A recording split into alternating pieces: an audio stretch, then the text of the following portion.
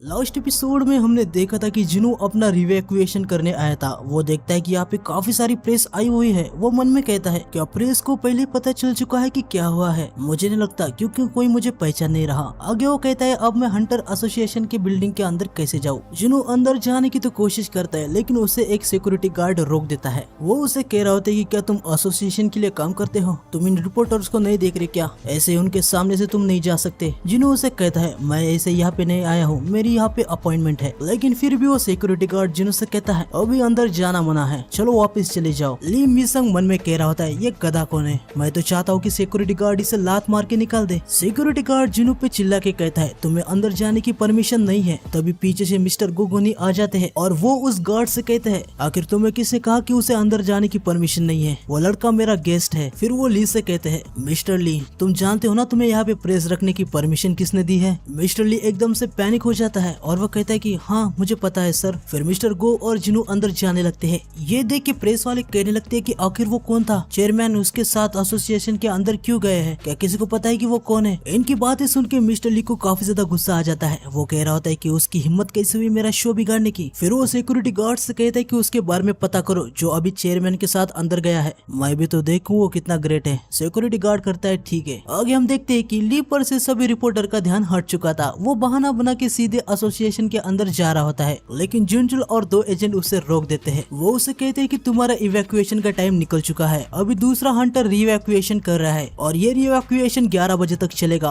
तब तक किसी को भी अंदर जाने की परमिशन नहीं है। ये सुन के मिस्टर ली काफी ज्यादा शॉक हो जाता है। वो अपने मोबाइल में टाइम चेक करता है और 10 साढ़े 10 बजे थे। ये देखकर वो मन में कहता है क्या मुझे अभी भी आधा घंटा रुकना पड़ेगा? कोई दूसरा अवेक हुआ हंटर यहाँ पे आया है। ये वही हंटर हो सकता है जिसे चेयरमैन खुद अंदर लेके गए हैं। मिस्टर ली जिनसुल से कह रहा होता है रिपोर्टर्स पहले से ही यहाँ पे आ चुके हैं और मेरा इवैल्यूएशन 11 बजे रखा है, तो मुझे अभी अंदर जाना होगा। इसके बारे में तो चेयरमैन को भी पता है। क्या फिर भी तुम मुझे अंदर जाने से रोकोगे? लेकिन तभी ली जिनसुल से धीरे आवाज में उससे कहता है सुनो दोस्त, तुम जानते हो ना मैं कौन हूँ? मैं हूँ ली मिसंग, द ओनली वन ली मिसंग। लेकिन जिनचुल से कहता है 11 बजे तुम्हारा री एवेल्युएशन होगा, तभी तुम अंदर जा सकते हो। मिस्टर ली थोड़ा सा गुस्सा हो जाता है। वो जिनचुल से कहता है तुम्हें पता भी है ना यूजुन कंस्ट्रक्शन हंटर एसोसिएशन का सबसे बड़ा स्पॉन्सरशिप है। मेरे पापा ली वॉन ग्यू उसी कंस्ट्रक्शन के वाइस प्रेसिडेंट है। जरा इसके बारे में सोचो कि हम कितना पैसा एसोसिएशन को देते हैं। तुम्हें तो मेरे सामने झुकना चाहिए। और तुम रिपोर्टर को नहीं देख रहे क्या?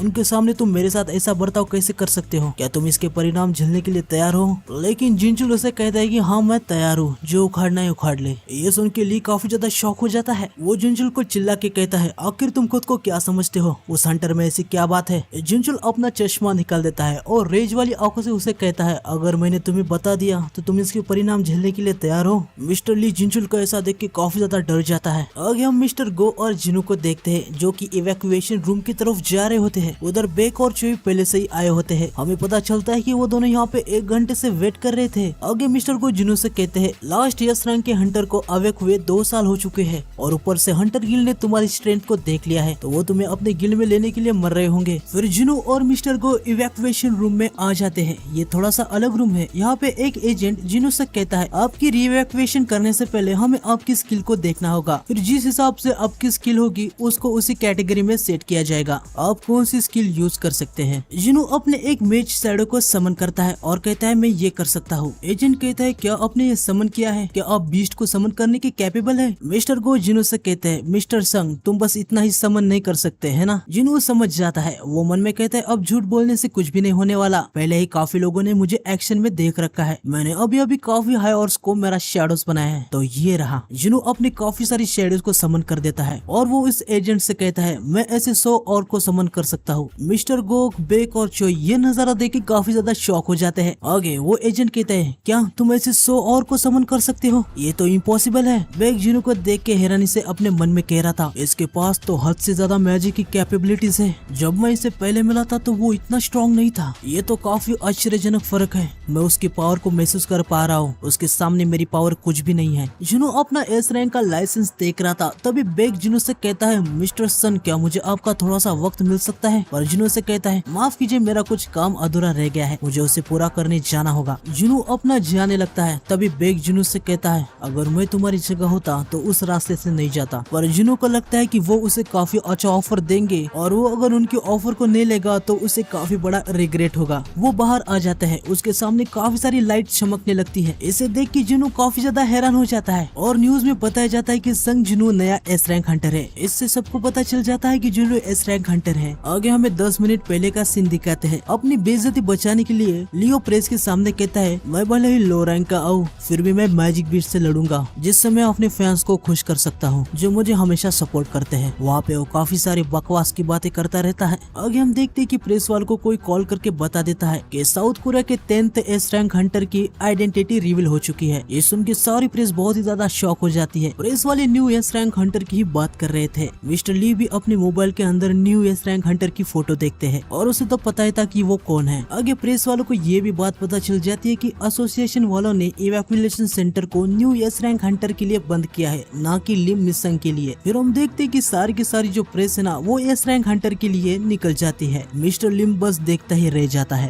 एसोसिएशन के मेन एंट्रेंस गेट के सामने प्रेस वाले न्यू एस रैंक हंटर के बारे में पूछ रहे होते हैं। मिस्टर ली की हालत काफी ज्यादा खराब हो जाती है। वो कह रहा था कि आज ही के दिन नए एस रैंक हंटर को आना था। आगे हमें माइन के लीडर को दिखाते हैं जो अपने मोबाइल में जुनू की फोटो देख के कह रहे होते कि जुनू न्यूज के अंदर क्या कर रहा है। तभी वो तगड़ा बंदा कहने लगता है मुझे तो पता ही था, उसने जब मुझे पहली बार घूर के देखा था तभी से मुझे उस पे शक है। आखिर उसने क्या क्राइम किया है। लीडर तगड़े बंदे को वो न्यूज दिखाता है। उस न्यूज को देखकर तगड़ा बंदा लूला हो जाता है। हर कोई जुनू की ही खबर को देख रहा था। यू जुनू के पापा को भी ये बात पता चल जाती है। वो कहते हैं कि एसोसिएशन ने अभी ऑफिशियली स्टेटमेंट दिया है जिसमें जुनू एक एस रैंक मेज टाइप हंटर है। यू जुनू भी वही होता है। उसके पापा उससे पूछते हैं क्या तुम उसे रिक्रूट कर पाए। यू जुनू ने कहता है पापा मुझे माफ कर दो, मैं उसे मना नहीं पाया। जुनू ने मुझसे कहा कि वो अपना खुद का गिल्ड बनाने वाला है और उसने मुझे ये भी कहा है अगर मैं तैयार हूँ तो वो मुझे अपने गिल्ड का वॉइस मास्टर बनाने के लिए भी तैयार है। ये सुन के यू जुनू के पापा काफी ज्यादा हैरान हो जाते हैं। आगे वो यू जुनू से पूछते हैं कि क्या तुम्हें पता है हमने यूजिन गिल्ड को क्यों बनाया है। यू जुनू कहता है क्योंकि हंटिंग बिजनेस में काफी ज्यादा प्रॉफिट मिलता है। उसके पापा उसे कहते हैं अभी मेरे पास इतना पैसा है कि कई जन्मों तक कम नहीं पड़ेगा। तुम्हें लगता है थोड़े पैसे कमाने के लिए मैं इन मेजर गिल्ड से झगड़ा कर रहा हूँ। यू जुनू पूछता है तो आखिर रीजन क्या है। उसके पापा कहते हैं हम सबकी रक्षा करने के लिए। आज के दिन के हंटर काफी तेजी से और भी ज्यादा स्ट्रॉन्ग होते जा रहे हैं। आगे जाके एक ऐसा भी टाइम आएगा एक हंटर की ताकत इतनी ज्यादा होगी कि वो पूरे देश की फोर्स से भी भिड़ सकता है। इनको नेशनल लेवल के हंटर्स कहा जाता है। एक एस रैंक का हंटर इसके सामने बच्चे जैसा है। ये नेशनल लेवल के हंटर उनसे काफी ज्यादा स्ट्रॉन्ग होते हैं।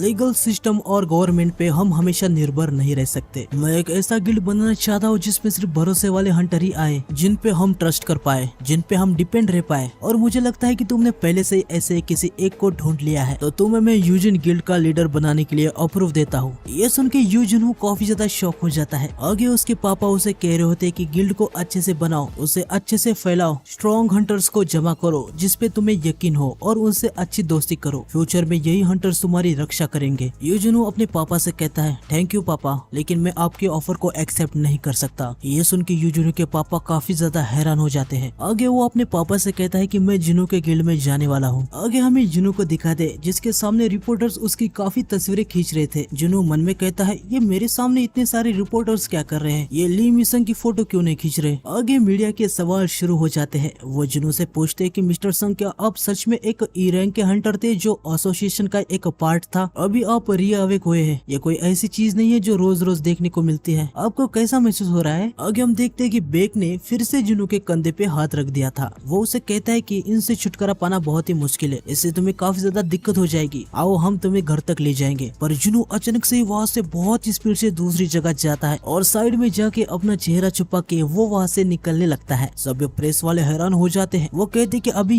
ये क्या हुआ। आगे हम देखते हैं कि मिस्टर चोई मिस्टर बेक से कहते हैं वो एक मिच टाइप का हंटर है, फिर भी उसके पास शारीरिक एबिलिटीज भी काफी ज्यादा एक्सेलेंट है। लेकिन मिस्टर बिच उसको कुछ भी जवाब नहीं देते क्योंकि वो जिनू की स्पीड को देख के काफी ज्यादा हैरान थे। वो मन में कहते हैं कि वो काफी ज्यादा फास्ट है, बहुत ही ज्यादा, इतना फास्ट कि मेरी आंखें भी उसे देख नहीं पाई। मुझे पहले से ही पता था कि वो स्ट्रांग है, लेकिन ये बात स्ट्रेंथ की नहीं है। अभी जिस तरीके से वो हिला, मैंने इवेल्युएशन रूम में उसके माना के लेवल को महसूस किया था। लास्ट टाइम जब मैं उसे मिला था, अब वो तब से भी ज्यादा स्ट्रांग बन गया है। मुझे पक्का यकीन है कि संग जुनू अभी भी हमसे ज्यादा पावरफुल है। बेक पीछे मुड़ के जाने लगता है। वो फिर से मन में में कह रहा होता है कि उसकी रीअवेकिंग तो अभी अभी हुई है, तो इतना जल्दी वो इतना स्ट्रांग बन जाए इसका कोई भी सेंस नहीं बनता। आगे बेक काफी ज्यादा ही शॉक हो जाता है। वो कहता है कि शायद वो रीअवेक हुआ ही नहीं, शायद वो एक ऐसा हंटर है जो लगातार लेवल को अप कर सकता है। आगे हम डोंग्स को भी देखते हैं, वो भी न्यूज देख रहा होता है और उसे भी पता चल जाता है कि जुनू जिंदा है और वो एक एस रैंक का हंटर बन गया है। फिर हमें जुनू को दिखाते हैं जो कि हंटर के मार्केट में आ जाता है। वहाँ वो एक सेलर को ऑर्ब ऑफ ओवराइज दिखाता है। उसे देख के वो सेलर कहता है, मैंने आज तक काफी सारे आर्टिफैक्ट देखे हैं पर आज तक ऐसा रेड क्रिस्टल बॉल मेरे पास कभी नहीं आया। मुझे तो यकीन ही नहीं हो रहा कि इस मैजिकल ऑर्ब के एम्प्लीफिकेशन रेट 100% है। सबसे फेमस आर्टिफैक्ट भी 50% से ही एम्पलीफाई करता है। मिस्टर चोई इसके लिए काफी पैसे देंगे। आगे वो सेलर जुनू से कहता है कि ये तुम्हें कहाँ से मिला। जुनू उनसे कहता है कि मुझे ये डंजन के अंदर से मिला। सेलर मन में कह रहा होता है, क्या सच में ऐसे आर्टिफैक्ट डंजन के अंदर होंगे भी। आगे वो जुनू से कहता है कि क्या आप उसे ऑक्शन में रखना चाहेंगे, ये पक्का अच्छे प्राइस में बिकेगा। जुनू कहता है कि हाँ, मैं इसके बारे में सोच रहा हूँ। जुनू मन में कहता है कि मुझे जल्दी से डंजन को क्लियर करना है ताकि मैं हॉली ऑफ वाटर को बना सकूं। उसके लिए मुझे एक ऐसा आर्टिफैक्ट चाहिए जो कासल के अंदर की फ्लेम से मुझे प्रोटेक्ट करे। जुनू सेलर से पूछता है कि मुझे एक ऐसा आर्टिफैक्ट चाहिए जो मुझे आग से बचाए। क्या कोई ऐसा आर्टिफैक्ट सेल पे है। सेलर थोड़ा सा सोचने लगता है। जुनू कहता है कि क्या ऐसे आर्टिफैक्ट को ढूंढना मुश्किल है। सेलर कहता है बिल्कुल भी नहीं, बल्कि ऐसे आर्टिफैक्ट तो आराम से मिल जाते हैं। जुनू उनसे कहता है कि पर मुझे तो ऑनलाइन नहीं मिला। सेलर उसे कहता है कि उस टाइप के आर्टिफैक्ट काफी ज्यादा महंगे होते हैं, ज्यादातर वो इंटरनेट पे सेल करने के लिए नहीं रखते, लेकिन ऑफलाइन अगर उसको आप ढूंढ रहे हो तो वो आपको आसानी से मिल जाएंगे, क्योंकि फायर बहुत ही कॉमन टाइप का मैजिक है जो अटैक के लिए यूज किया जाता है। जुनू मन में कह रहा होता है कि हाँ, ये सही कह रहे हैं। मिस्टर सॉन्ग और चोई जोंग ये दोनों फायर वाला मैजिक का यूज करते हैं। मेरे मेज शैडोज और टस्क भी उसे यूज करते हैं। सेलर जुनू को कहता है कि मेरे पीछे आइए। आगे हम देखते हैं कि सेलर जुनू को उसके इन्वेंटरी में ले जाता है जहाँ काफी सारे सूट होते हैं। सेलर जुनू से कहता है कि क्या आपने पहले ऐसा कुछ देखा है। जुनू उनसे पूछता है कि इतने कम ग्लास के लेयर के अंदर क्या वो आर्टिफैक्ट प्रोटेक्टेड है, और देखा जाए तो यहाँ पे दूसरी कोई सिक्योरिटी भी नहीं दिख रही। सेलर जुनू को बताता है कि ये ग्लासेस माना से इम्ब्यूट है, ये इतने स्ट्रॉन्ग है कि ए रैंक का हंटर अपनी पूरी ताकत से भी वार करेगा तभी ये ग्लास नहीं टूटेगा। जुनू कहता है कि क्या ये सच है। सेलर कहता है अगर आपको विश्वास नहीं तो आप ट्राई करो, और अगर ग्लास क्रैक भी हुआ तो इसके अंदर का आर्टिफैक्ट मैं आपको फ्री में दे दूंगा। जुनू मन में कह रहा होता है, हाँ मैं महसूस तो कर पा रहा हूँ इन ग्लास में माना इम्ब्यूट तो है, पर क्या सच में ये इतना स्ट्रॉन्ग भी हो सकता है। जुनू रेज में आ जाता है और अटैक करने जा रहा था। उसे ऐसा देख के सेलर की हालत काफी ज्यादा खराब हो जाती है। वो जुनू को तुरंत रोक देता है और कहता है कि मैं सीरियस नहीं था, अगर ग्लास सच में टूट गया तो हंटर गिल्ड के इलाइट मेंबर मेरे पीछे पड़ जाएंगे। हमारे ऑक्शन कमेटी ने उनके साथ एक सिक्योरिटी आर्ग्यूमेंट साइन किया हुआ है। सेलर मन में सोच रहा था, इसने तो मुझे खुद को मेज टाइप का हंटर बताया था, तो ये इतना कॉन्फिडेंट क्यों हो रहा है। आगे जुनू उनसे पूछता है कि क्या आपके पास ऐसा कोई वेपन है जो मैं चला सकता हूँ, जैसे कोई ड्रैगर। सेलर कहता है कि हाँ हमारे पास बिल्कुल है, और वो जुनू को वेपन स्पेशलिस्ट के साथ भेज देता है। तभी वो नोटिस करता है कि ग्लास पे एक क्रैक आ गया है। उसे कुछ भी समझ नहीं आ रहा था कि ये कब हुआ। वो कहता है उसने तो ग्लास को छुआ तक नहीं, तो फिर ये क्रैक कैसे आ गया। आगे वेपन का सेलर जुनू को वेपन दिखाता है, पर वो जुनू के पास ऑलरेडी होते हैं। आगे जुनू को पता चलता है कि उसके जो शॉप के अंदर की वेपन है ना, वो यहाँ से काफी ज्यादा सस्ते हैं, इसलिए वो सोचने लगता है अगर शॉप में से वेपन इतने सस्ते हैं तो इस ऑप को यहाँ पे बेचने का तो मेरे पास कोई कारण ही नहीं बनता।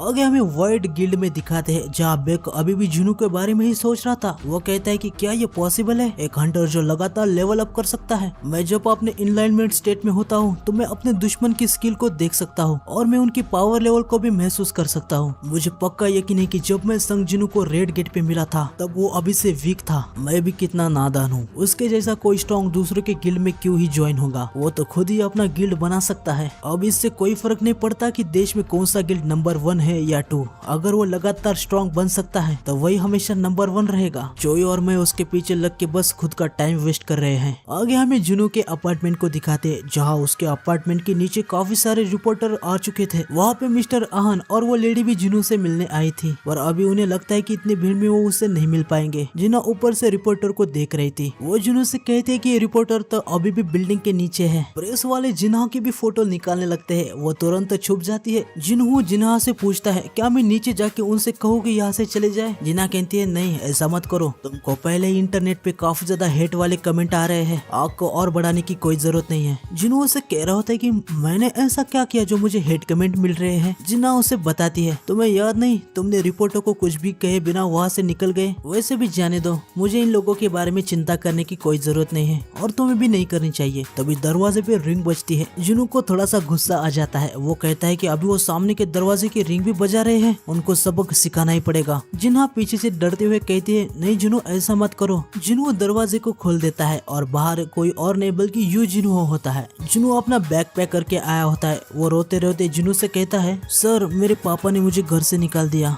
ये सुन के जुनू का पूरा मूड ही खराब हो जाता है। आगे जुनू उससे कहता है, पर मुझे तो लगा था तुम्हारे पास रहने के लिए जगह है। यू जुनू कहता है, जहाँ मैं रहता था वो जगह मेरे पापा के नाम पर है। सर मैं क्या आपके साथ रह सकता हूँ? जुनू से पूछ रहे होते कि जुनू ये कौन है, क्या तुम इसे जानते हो? जुनू कहता है कि बिल्कुल भी नहीं, मैंने इसे पहले कभी नहीं देखा, और वो दरवाजे को बंद कर देता है। यू जुनू बस रोता रहता है। आगे हम देखते हैं कि यू जुनू की माँ उसे पापा से कह रही होती कि आज आप उसके साथ कुछ ज्यादा कठोर नहीं हुए। जुनू के पापा कहते हैं, उसे सच में कुछ करना है तो उसे खुद के दम पर करना चाहिए, उसे खुद का रास्ता पक्का करना चाहिए, इसके बजाय वो दूसरे के लिए काम करना चाहता है। लेकिन तभी अचानक से यू जुनू के पापा को चक्कर आने लगता है और वो नीचे गिर जाते हैं। तो आज के एपिसोड के लिए बस इतना ही। मिलते हैं नेक्स्ट एपिसोड में। नेक्स्ट एपिसोड आएगा कल, तो चैनल को सब्सक्राइब कर देना और नोटिफिकेशन को ऑन कर लेना। मिलते हैं नेक्स्ट वीडियो में। सायोनारा।